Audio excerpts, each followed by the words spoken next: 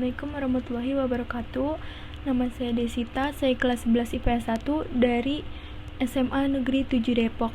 Aku akan mempresentasikan tentang masuknya Islam ke Romawi Timur.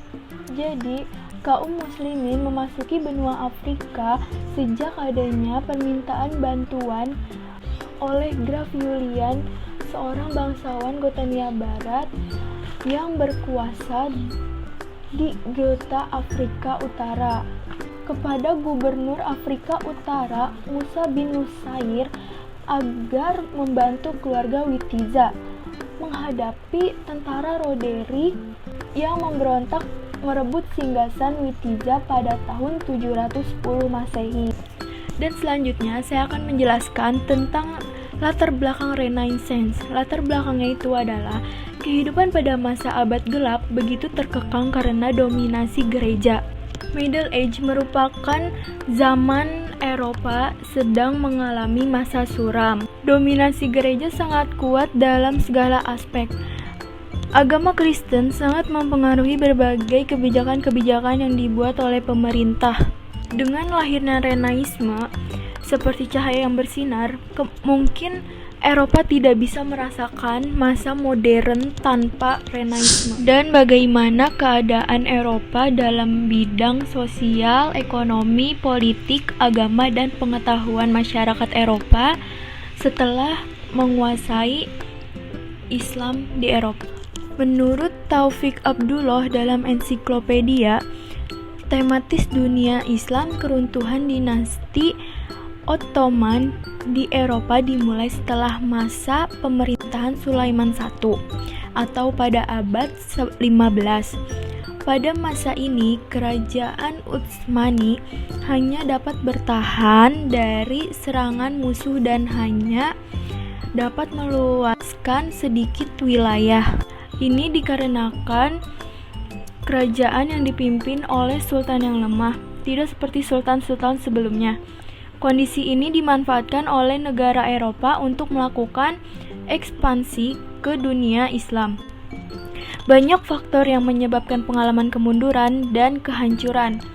Antara lain, wilayahnya yang demikian luas sehingga sulit diatur dengan baik karena banyak masalah yang harus dipecahkan. Timbulnya ketidakadilan, suburnya praktik kolusi serta sogokan dengan banyak hadiah, serta merajalelanya perampokan dan kejahatan. Kemerosotan ekonomi juga menjadi faktor penyebab kemunduran Utsmani, yakni terkait biaya perang yang begitu mahal sehingga mengurangi keuangan negara. Peperangan yang berkepanjangan antara lain terjadi antara pasukan Ottoman dan Hungaria. Kekalahan demi kekalahan dialami pasukan Utsmani yang telah letih berperang. Ditambah lagi faktor kemanusiaan yang mengabaikan kesejahteraan rakyat. Karena para penjabat negara disibukkan dengan masalah perang sehingga kehidupan rakyat dilalaikan. Kemudian, kerusakan moral juga merambah istana dengan adanya pesta yang dilakukan dengan minuman keras dan para dayang yang mengitari para pembesar negara.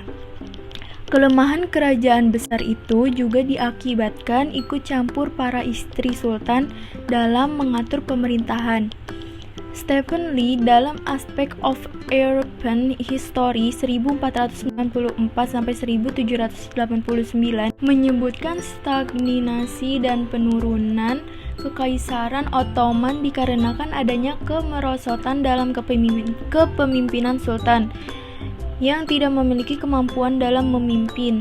Selain itu, pelaku penjabat istana yang terlibat korupsi, tamak, bermusuhan, dan berkhianat juga menjadi faktor penentu runtuhnya kekaisaran Ottoman.